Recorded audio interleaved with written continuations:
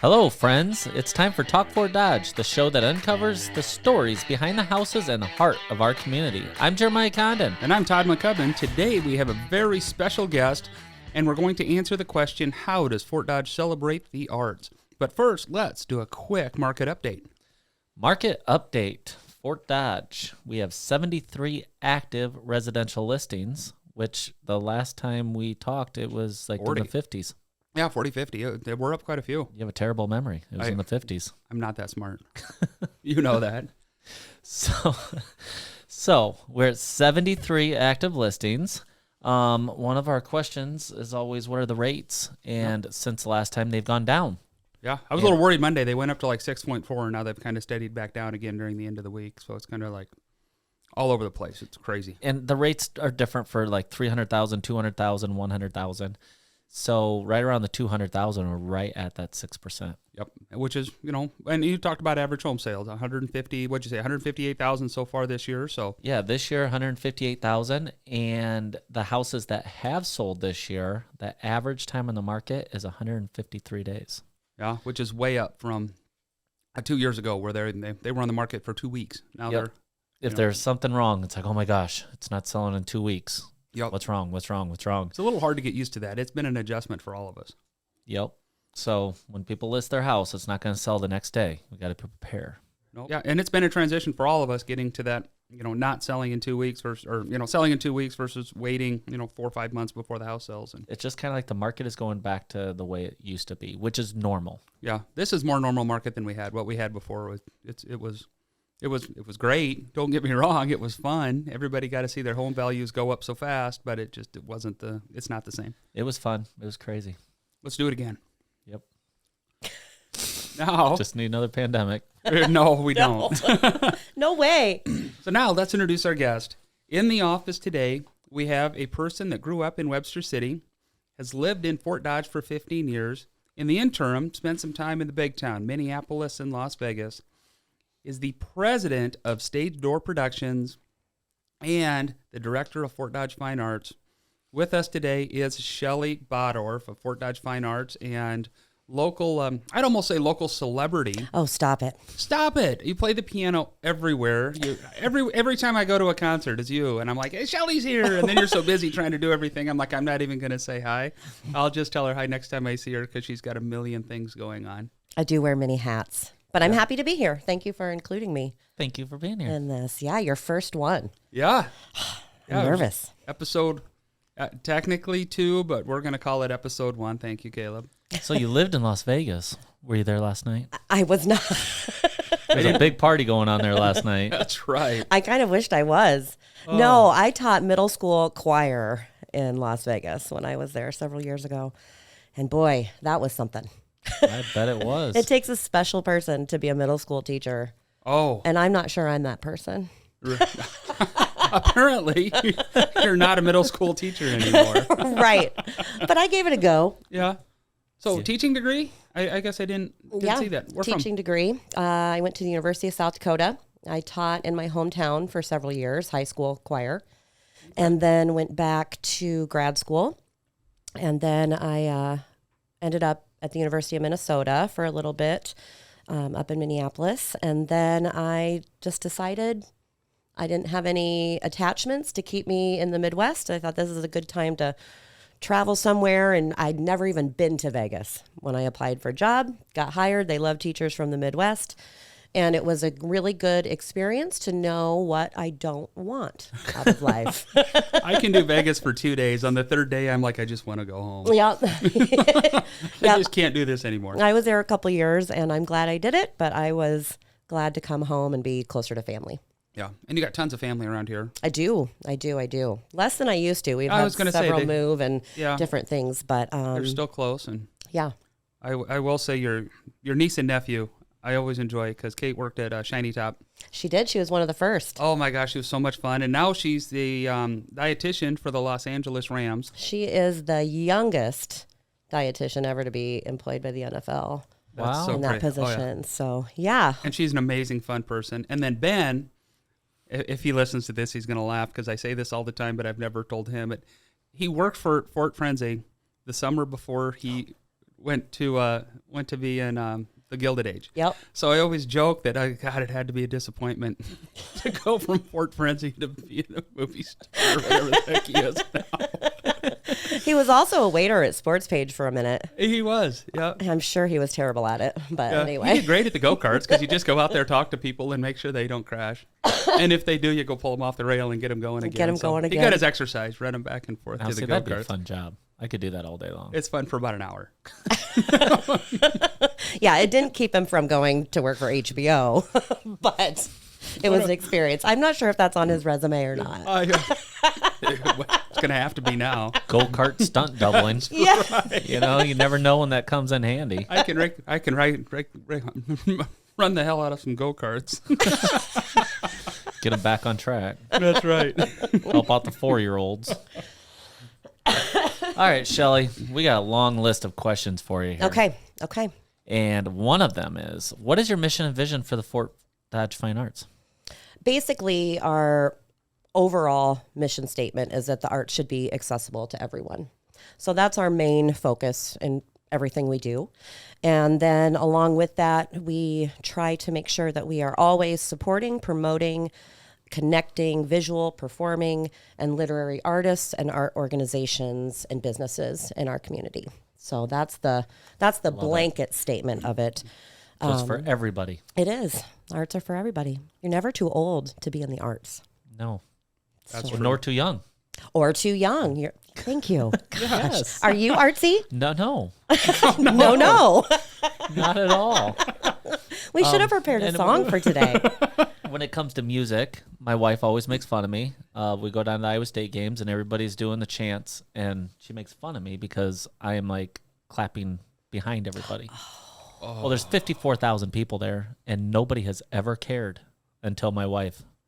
And then she tells me, like, don't clap. And it's like, nobody cares. I want to clarify that it's not that nobody cares. It's just nobody tells you because it's not worth their time. She's the one that loves you enough. It's like telling you your zipper's down.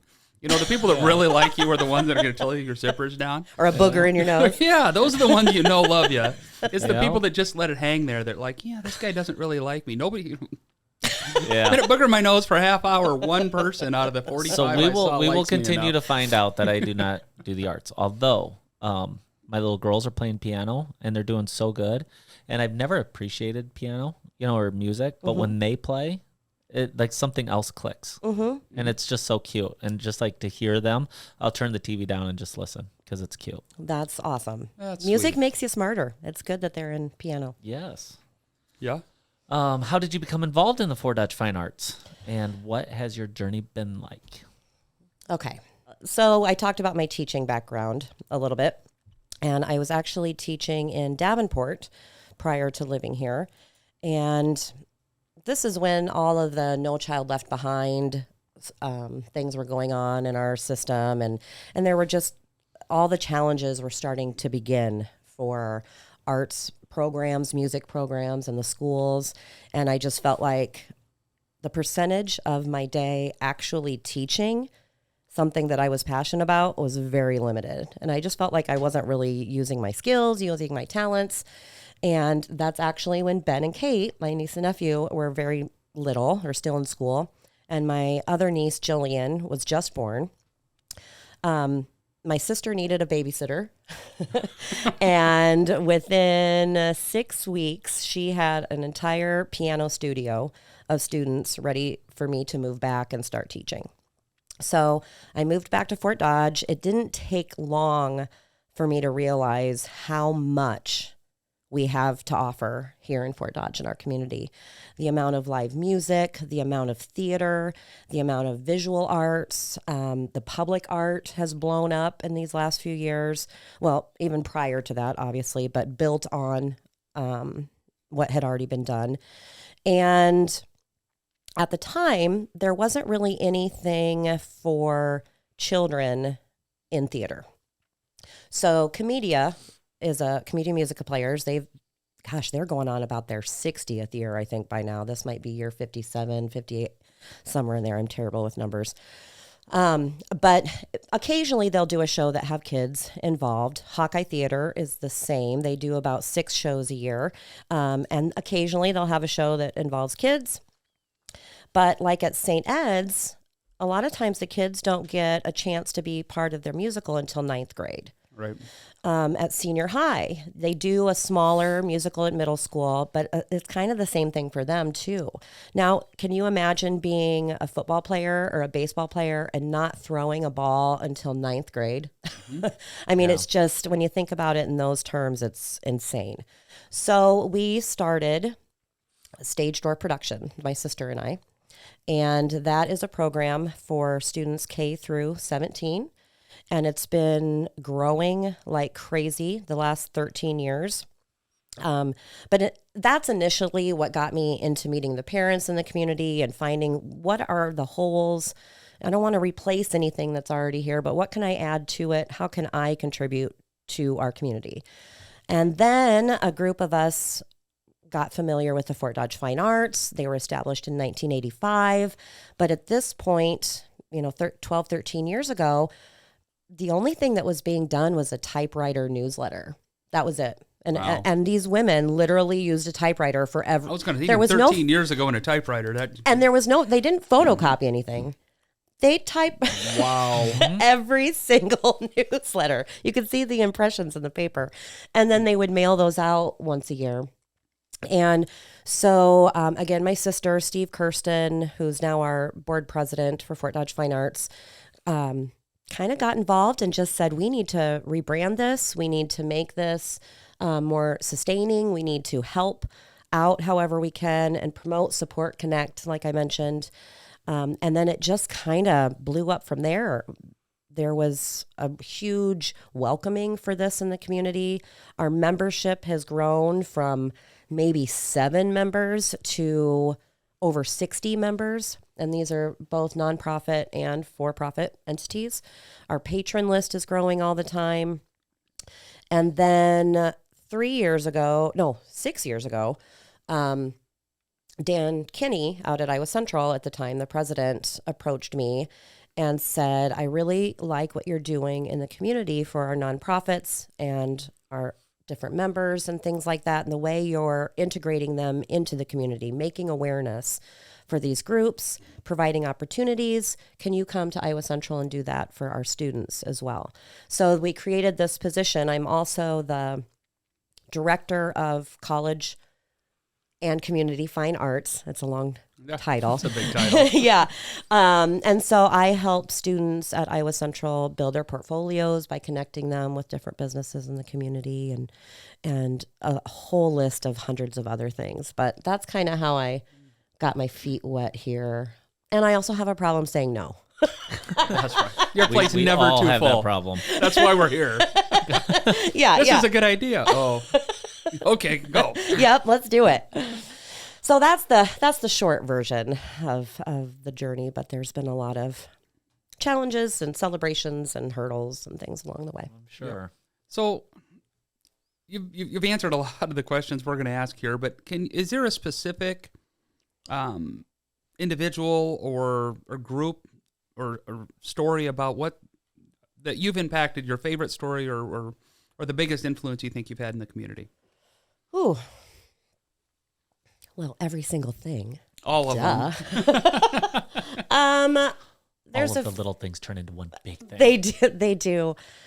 Well, I guess there's so many. A few. I can mention a couple. Perfect. So each month we do a feature, an artist spotlight and a shining star, where we feature for the artist spotlight a professional in the community. They can be a chef, they can be a photographer, they can be a musician, they can be a brewmaster, they can be a winemaker. I mean, really, because those are creative, creative venues too. And so we acknowledge that. We run a feature about them every month. We do the same thing for the Shining Star, which is a student K through college that we pick every month. And we've been doing that for 6 years. So 6 times 12 times, 2 or whatever. That's a lot of features as far as that. So I think it's fun to bring awareness to those individuals.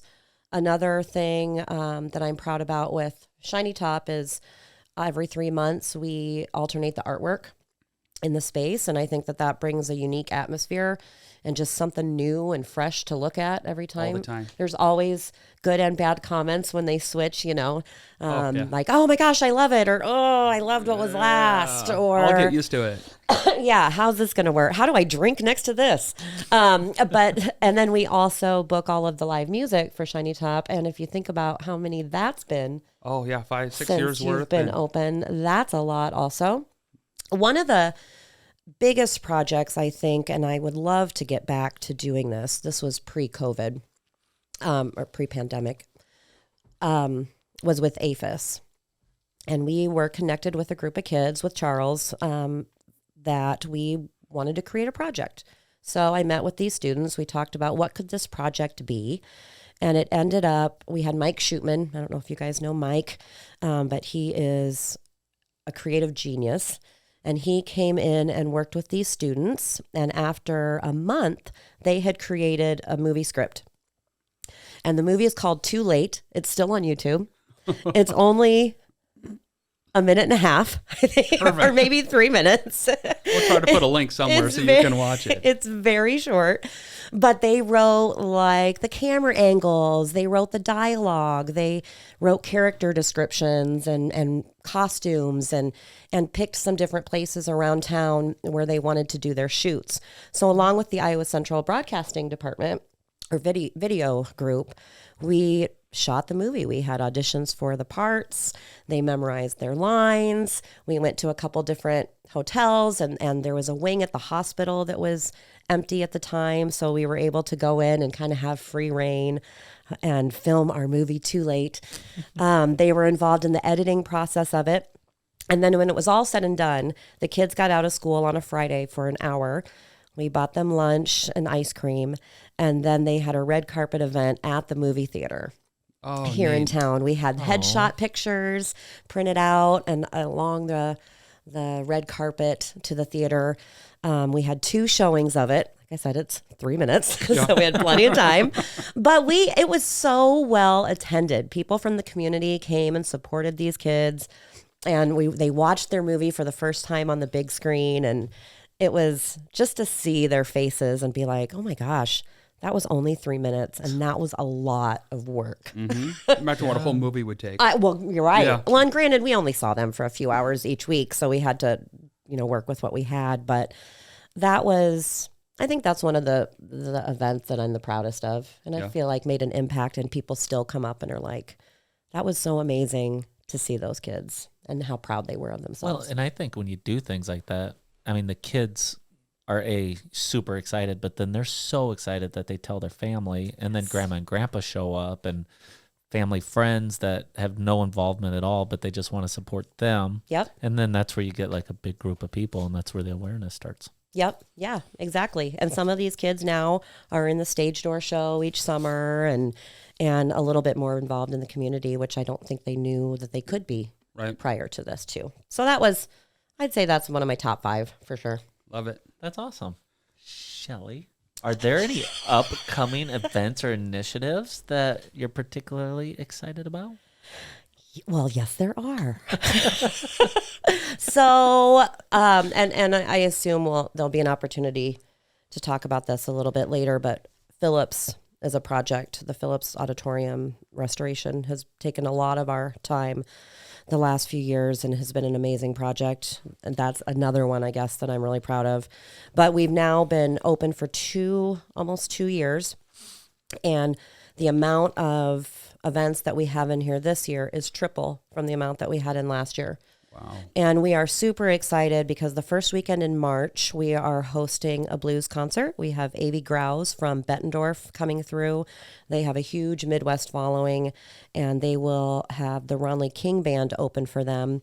And both of those bands have won multiple blues contests in Des Moines and have traveled and played. And so I'm expecting and hoping that will be a really good event for us. And then we have a back-to-back weekend at the same time, because March 3rd we are doing hosting a fundraiser for Byron's and Pomeroy and all that's going on with that establishment. I don't know if you're aware of or not, but they are coming into some challenges over there, and that is a diamond in the rough venue That's a nice way to put it. that we need to keep and save in our area. It's not in Fort Dodge. It's not even in Webster County. But it's still part of the arts in this it is this part area. of the arts in the Midwest. If you've never been to Byron's, it's an experience in and of itself. Yes, it definitely is. And if you don't want to drive all the way to Pomeroy, but you want to see what it's all about, this is a great way for you to come and support. They have a killer lineup for this, and that's all going to be coming out this week with ticket information. It's just all happened very, very quickly. But that's the weekend that I'm really excited about. And, of course, it's musical theater season in Fort Dodge, so all the schools are getting ready for their musicals. All 3 schools, Senior High, St. Ed's, Iowa Central. Are you playing for all 3 of them? I'm playing for 2 of them. Which one did you get out of? I think Senior High is using tracks. Oh, there I don't you know. go. Easy peasy. Yeah, so there'll be lots to do this spring. We went to the year the junior high was built. They had Beauty and the Beast over there, and we took the girls because they were really little at that time, and it was really, really cute. Mm-hmm. Yeah, they do a great job. They do a nice great job. theater in there too. That is nice there. It is, and then this spring will be the opening of the Center of Performing Arts out at Iowa Central for their production of Beauty and the Beast. Okay. You can go twice. I love Beauty and the Beast. Yeah. What's your favorite song? All of them. Do you want me to sing? Yeah. Maybe. No. Look, there goes the baker with... All right. He knows the song. Should have brought a keyboard. Nope. Too early. Nope, too early in the morning. Yeah, if I start singing, it may go viral in the wrong way. In the wrong way. All right. Safe. I like that. So there's a lot of stuff going on, but what are the challenges? I mean, we all know Fort Dodge is unique, and there's a lot of issues that come along with it. But what has been the biggest challenge in promoting and sustaining Fort Dodge fine arts, or just fine arts in the area and region? Well, for me personally, from my perspective, the arts are ingrained in every cell of my being. So I walk around every day knowing why what we're doing is important and how it impacts both the mental kind of aspect of our community, but also the economical aspect of our community. And I forget sometimes that everybody else isn't walking around with that same mindset, right? So it's the constant education. It's the constant reminding of everything that's going on. It's the constant keeping this at the forefront of the radar, for people to keep. Yep. I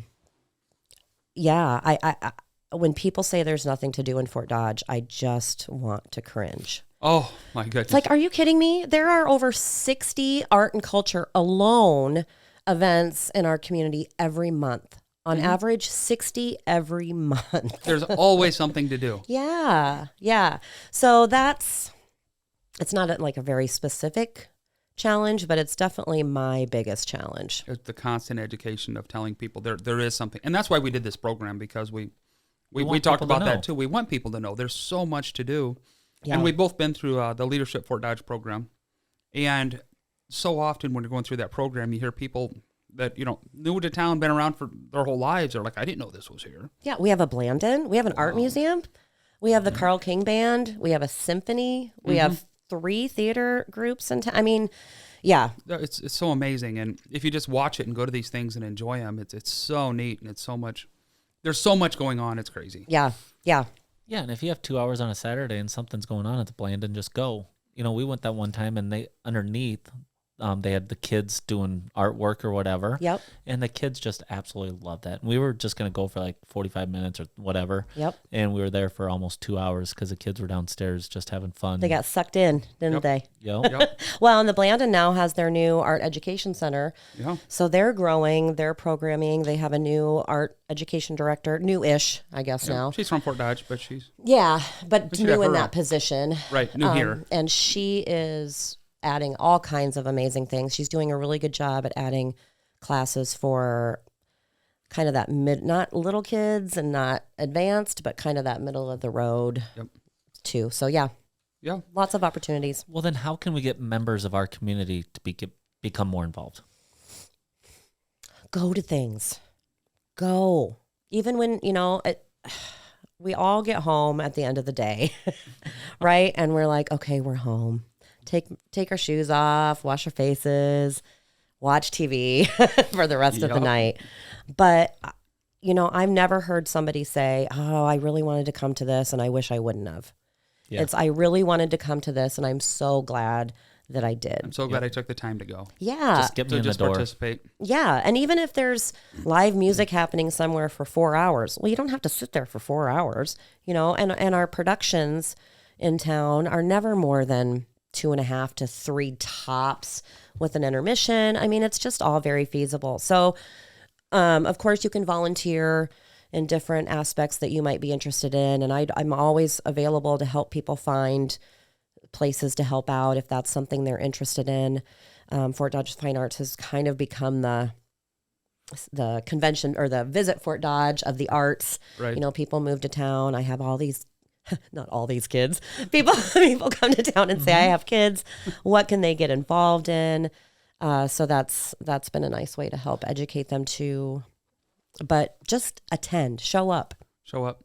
And it's almost like just showing, you know, volunteer, show up, be there, do what you can, whether it's just being there and showing up, even if it's writing a check, I'm sure. Right. Hey, $50 is $50. You know, if you can't go to the events, if you can't do anything else, just try to remember us when you put your giving together, or, you know, show up to some events and be there so we can show off everything we have, or Right. you know, even as much as volunteering or being in a show or doing that Well, stuff. because you guys do big things, but you also do little things for the community, like even the garbage. The garbage is downtown. Oh, was that yeah. the Fine I Arts? was gonna say, what? You make garbage you art throw here. the The band? Garbage? I'm in. So that was a Main Street initiative, but we were definitely involved in the Pick It Up Fort Dodge. That's what you're talking about, those Yep. receptacles. Yep. With the different schools that helped create the bins themselves. And a then little I artwork just in there. was driving by our dumpster. We have a Fort Dodge Fine Arts painted dumpster down by the On Central square and too. 11. Yeah. Or 12, Central and 12. And that kind of went along with that too. And that was a short program. The But story behind that's funny though. That property's landlocked, so there's nowhere to put a dumpster. And the city said we can't just have a random dumpster sitting on the corner. So they got a hold of you guys, and they're like, "Can we do something with this dumpster so we don't have a random dumpster sitting on a major intersection in Fort Dodge?" And they painted it. It's actually pretty cool. I think it's 1109 Central is the building it's at. So if you go by that corner there, you can see a painted dumpster, and it's kind of it might be the first dumpster public art piece. it's got to be. But it's getting so dirty and gross. It's time for a. Time for a repainting. It might be, or just a hose. I don't know. Can we volunteer to have somebody paint a dumpster? That'd be fun. We'll put a new one out there. That would be fun. Actually, we wanted to do more, but it's harder than you think. Another thing, off topic, that I think would be fun is to paint the fire hydrants. There is a specific paint that you can use that fire departments have to approve, obviously, because they have to be functioning, apparently. Will that be functioning invisible? I'm sure. Invisible. You want to be able to find it fast. Yes, but how fun would it be to have like a gumball fire hydrant Yeah, it's or a a cool minion fire hydrant? We can make them bright. Yeah. Yeah. You can make Fun. one like Jeremiah. He'd look like a jelly bean. Yeah. Oh, Lots of spring colors. the Easter one. Yeah. Ann Arbor did that though, so I know it can be done. I'm gonna work Yeah, on let's that. look into that. Yeah, That's be a fun one. You know, Ann Arbor is a beautiful city. it really is. It's actually the first city that I went to that I was like, you know, this is a beautiful place. Yeah, public art tucked in every crevice Yeah. too. I We'll love get it. there. Speaking of get there, what is the vision, and where do you see Fort Dodge Fine Arts going over the next 3 years, 5 years, long term? Well, if I make it through this week or this season, I just hope that we can keep our momentum. You know, keep the support, keep the momentum. In general, that's the biggest thing. Specifically, to continue to grow the historic Phillips Auditorium component, so that can be an income generator for sustainability. You know, we are a fortunate organization to be able to have an employee that can put this much and wants to put this much time into growing the program. But we've grown it, and now we have to sustain it. You know, we have our gallery office downtown where we showcase public art, and now everything that's gone along with Phillips. So Well, and to keep that stuff going, you need money. you need money. when we were there, is the curtains cost what, $60,000 to $80,000 for used ones. Yeah. Wow. Yeah. So the deal with the Phillips space is we have that space rent free for 10 years. In lieu of rent, we had to agree to put $150,000 of renovation in the space. And we are well over half. I'm not going to say way, but we are over halfway there, and we've only been open 2.5 years.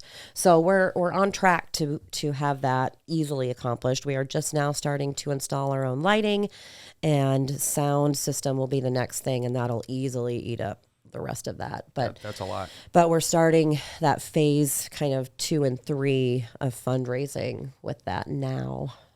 So it's exciting. It's all, when I say it all out loud, I'm like, holy holy Holy moly. holy moly. You know, like we really have our hands in a lot of things, and it's all in the best way.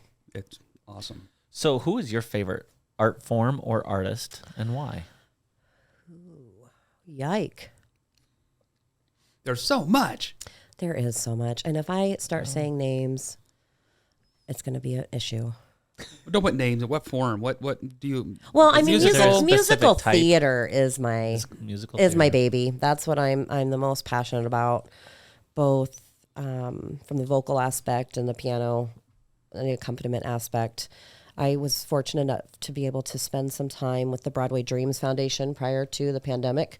And that is an education system in our country that travels around and puts on musical theater experiences week-long in different places. So these are put on by professional choreographers and directors and actors, so kids get to work with people in the business. And that's actually one of the things Ben got involved with. And they were in Omaha, and an accompanist didn't show up. And he said, oh, well, my aunt plays a little bit. A little bit. So, yeah, a little bit. Very Ben. And so he called and said, would you be interested? And I said, most definitely. And then I was able to travel with them to Aspen, went to New York City a few times, LA, got to really get my feet wet in that world. And so to be able to bring what I learned from that experience back to Fort Dodge was really valuable too. I remember That's awesome. seeing Facebook while you were doing these things, and some of the pictures you put up. You met some pretty cool people. I did. and big personalities. I mean, that's what the theater world is big personalities. But I think that's one of the reasons why I got to keep coming back, is because I'm from the Midwest. Midwest nice, you know. But it's also fun to go and travel and see what's going on in the rest of the world. Yep. So you can come back more knowledgeable. It was definitely like a continuing ed kind of type experience for me, and definitely relit the fire to keep doing what I'm doing. But So speaking of the continuing ed and young kids and all this stuff, what advice would you give to not only kids? I'm hoping kids listen to this podcast, but parents. all the kids. Parents, aunts, uncles, grandparents. What advice would you give aspiring artists in Fort Dodge to grow in the arts and do what they love? Just create. Always create and fail forward. I like that. Fail forward. Yep. That's always in the back of my brain. Ben and I, that was another Ben thing. We were talking about that when he was a little kid, messing up, and how that's okay.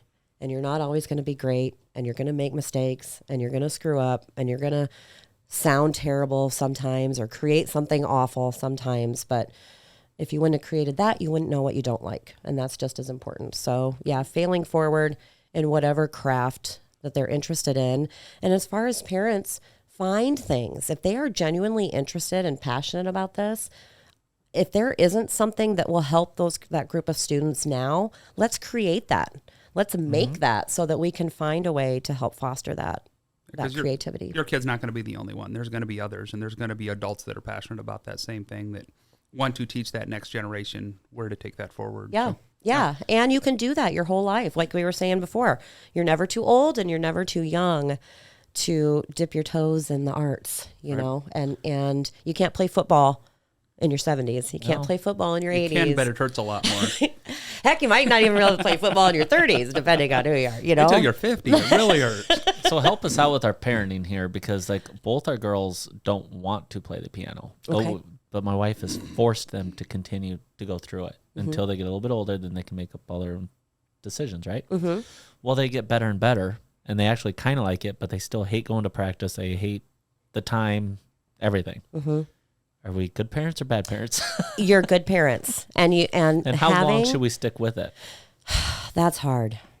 Here's my experience, and I am a piano player. I have spent, how old am I? I started when I was 3. I started piano lessons when I was 3. And I will guarantee you that every single year after our spring recital, I told my parents, this is it. I'm done. I hate it. I hate playing the piano. This is the worst. Of course, I didn't hate it, but it felt like I did. It felt like it was the end of the world when I had that 20 minutes of practice or whatever. And until I was a senior in high school, I don't want to do this. Why do you? And they just knew, and they could hear growth. They could hear getting better. They could hear that, once I shut up and was actually playing, that I did enjoy it. So no, I don't think it's bad if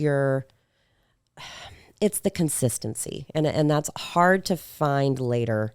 But if you can keep it consistent right off the bat, that's kind of the way to go. When you know they're good at it, yeah, and they catch on quick, and yes, they can just go. It's like just and stick think, with it. how old are they? 11 and 9. Okay, so I mean, if they take foreign language later, that's going to be easier because they took this. Music is mathematical. Beats, rhythm, all of that is mathematical. So math is going to be a little bit easier for them because of this. So sometimes parents just know better. Yes. And sometimes That's it's okay sometimes to say no. Okay, we tried it, and maybe they'll go back to it sometime too. You don't want it to be a waste of time for your money and your teacher. And well, have you ever been with somebody that, like on a cruise ship or something, there's a piano there and someone just sits down and starts playing? Like, does anybody ever look at them and say, oh my gosh, they're so dumb? Or, never. Yeah. Well, it depends on the song choice. But that's not about how they play. Yeah. I have a friend that every time he went, he traveled a lot, not a super lot, but he would play the piano in the Ahoy Airport. And now every time, like, there's a group of us that every time we walk by that piano, we take a picture of it and send it to each other, because he would sit down and play. And he had some facial deformities and some other stuff, so he was really unique and stuck out. And he just passed away a few months ago. So every time somebody's in the O'Hare Airport, we go take a picture of it and send it to our little group, and it's. Oh, that's fun. So yeah, exactly. He did that all the time. Was it Rhonda? I think told me one time there was a guy that sat down at the airport piano, painted piano here in town, and he was. Normally they don't let people play it, which is smart in certain areas, but this guy actually knew how to play it and said it was really entertaining. So yeah, we have 2 of them that are screwed shut. Yeah, the library one is glued shut. Shiny top and Frenzy are also. That's smart. We also have put pillows in some so that you It's can't not play as it. loud. Yeah. Yep. That's another project. Oh, the piano project There's a was painted cool. piano. We had about 23 of those around town, which is crazy. So if you have a piano, contact you. And No, don't. No, No, we don't. even the rugby team is tired of moving pianos. Yeah, we don't store them. And there is never a shortage of people wanting to get rid of their piano. But the first few that we did went crazy on the AP. It just wildfire, because it went on as this saving the landfills project with Fort Dodge, Iowa's painted pianos. So that was kind of cool. That's awesome. Yeah. well, how can people stay up to date on what you are doing? Where can they find you? And what website, or Sure. where can we find you? So we're really active on Facebook. We have our newsletter as well. Most people know how to find me, but if you don't, you can email me at fdfinearts@gmail.com. Todd also knows how to get a hold of me. A lot. But yeah. we would love to add you to our email list. I also do weekly event updates with the radio station, just as far as more local, short-term things that are going on. We do have Instagram too, if you prefer to message that way. But Is there like a list on Facebook or a list somewhere easy? our website. Yeah. Website. FDFineArtsAssociation.org. Yep. That will have our event calendar on it. And then we also provide the Growth Alliance with all of the events from our members too. That's part of their perk. And Growth Alliance has a new calendar. They do. Have you started putting stuff on there yet? I just started last week, and it is, and I screwed up a little bit first. They had to save me, but now I think I have it figured out. That's going to be a great resource because there's never been a really good place to put events and calendars. So that's something. Well, except ours. Except yours. But yeah, we used to print them out too. We used to have them printed out all over town, and then that just got the manpower of hanging and It's tough. The twist and shout. And then you kinda go to the changed. same, but then you go to the same places, and then the same stores have it, and the same, and you're not getting new people. Yep. Exactly. But then how do you get people to get to the Growth Alliance site? How do you get people to your site? And I think it'll share more and more over time. Now that people are starting, they got some new website program, and it really makes a difference. I think Spin Market's helping them with it actually. Yeah. And they're putting all that together, and I think it's a great idea because you go to Facebook, you go to all these other ones that's so combobulated, you don't know what's going on. And Well, I'd and you're love to only see one seeing place. the ones that you like you said, that you generally see anyway, right? It's not the. Yep. What do I not know to look for? I can't wait to see it when it's full, and you can actually see how many things are going on in Fort Dodge. Yeah. It's just crazy to think about. And like you said, 60 a month. Yeah. Yeah. And I'm excited to check out the calendar and Yeah. I mean, pick out a couple things here people and there. can't see it, but it's just full. Those are just events. Wow. Shelly will be at all of them, so So- if you want to. And if I'm not at them, it's because I'm planning for something else. Right. You're planning for the next one. I feel bad that, people are, that's one of the, I'm not going to say downsides, but it's one of the things about my job that's interesting is, the show's happening, you're in the moment, everybody's enjoying it. And my brain is, okay, next week we have this thing. I and gotta do this. yeah, I'm That's what I already do out at the- 3 a.m. every day in bed is, okay, what do I have to do tomorrow? And Yep. what am I forgetting? Then I email myself and then whatever. Yep. Been there. But yeah, you have to try not to find us if you're looking for Fort Dodge Fine Arts Association. Fun. Yeah. And you see arts all over town, so it's getting nicer and nicer. Mm-hmm. Better and So better. thank you. And there are lots of other things in the works for the future too. So Awesome. we're not So going it's anywhere. wonderful. After all this time in Fort Dodge, we're starting to really see it. Yeah. You Hard to know, work. New people are starting to see it. Yeah. I mean, the silo, that was impactful, right? How can Yep. you not see that? That project also taught me that the arts can be controversial and not everyone's not always going to be happy, and there will be challenges with any process. I will say over and over again, because I'm like one of those guys that'll be like, no, we don't need that. No, we don't need that. No, we don't need that. And then when you see it, it's like, oh, that was a great idea. That's an awesome idea. Yeah, exactly. You know, it's like I didn't know I wanted to see so much color coming around that corner. Yeah. But You now know, that it's I there, thought it's that cool. brick wall looked nice. That white brick wall was awesome. Yeah, the concrete slabs And looked now great. there's a bunch of other stuff, and it's like, wow, you Yeah. know, put a little statue there. Oh, that's cool. You know, like, Exactly. you know, but when people think of tax money or think of this or it's cost money, it's like, no, I'll just pass. But you really, you know, and all those things make you be in a better mood. They do. Yep. And Happier people. off of what you said, a lot of the public art especially is grant and donations. So please don't comment on social media for the next public art piece that the money should be used for roads, because it cannot. It's not the same thing. It cannot be used. And it's not our tax dollars going to do this. No. It's somebody else's hard-earned money. That's a misconception too, Yep. for sure. But Awesome. Good. Well, we can live with it. appreciate you so much being here today. thank you for It's having been me. awesome. And being here in Fort Dodge every day. Yeah. Oh, thank you. Yeah, when you're not playing all over the world for 5 hours. But I enjoy what I do, and I'm not sure that there's a community anywhere else where I could do everything that I'm wanting to do now and still be accessible to be able to expand. And so I'm really happy going to work every day. perfect. Yay. Yeah. Well, thank Failing you. forward. Failing Forward. And forward, next week, we're going to have Luke Huggins on from Main Street Fort Dodge. He's the president of the Growth Alliance, I believe, this year, and engineer at McClure Engineering. So he's got a lot of insight. Volunteer fireman. He does a lot of different things, and he'll be a lot of fun to have He'll on be a next fun week. guest. So, And yep. he's an art supporter. He is an art supporter. Yay. Yes. So, yeah. And with that, We're out. Peace out. peace out. That's a wrap at today's episode of Talk Fort Dodge. Stay connected with us on social media and join us next time as we continue exploring Fort Dodge's stories through the lens of two lifelong Dodgers. I'm Jeremiah Condon. And I'm Todd McCubbin, and this is Talk Fort Dodge.